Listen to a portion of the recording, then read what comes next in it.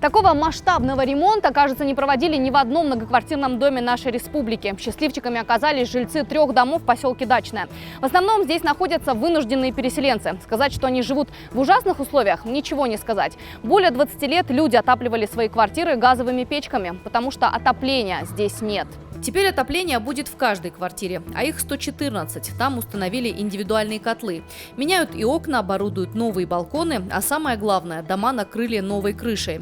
Больше всего времени бригадиры потратили на проведение новой канализации. Перед тем, как протянуть трубы, пришлось осушить подвалы. Подъезды будут полностью отремонтированы. Сейчас в данный момент зашпаклевано все. Ложим плитку, потом еще будут белить. Все, как бы перила будут красить, менять перилы. Вот. Все полностью, все, что к подъездам относится, все будет на высшем уровне. Все, никаких нареканий не будет.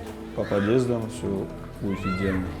Асмат Саголова живет одна с 2 детьми. Она до сих пор не может поверить своему счастью. Ей капитальный ремонт сделают и внутри квартиры. Обещали помочь с мебелью. Девушка не единственная, кому в квартире сделают ремонт. В этих домах живут сразу несколько семей, где есть инвалиды. Их тоже не оставили без внимания. На время ремонта они переехали к родственникам.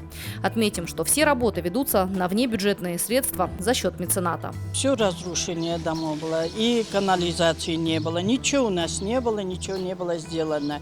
И не было отопления никакого. Только отопились на газовой печке. Больше у нас трехкомнатная одна газовая печка у нас топилась. У нас ничего не было такого.